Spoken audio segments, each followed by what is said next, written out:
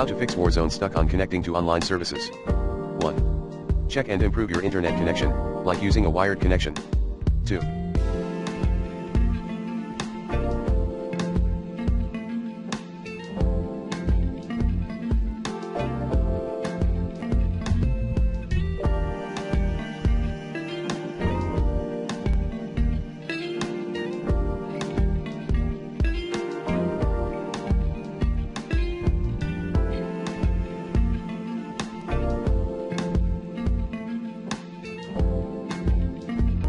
Check Warzone server status. 3.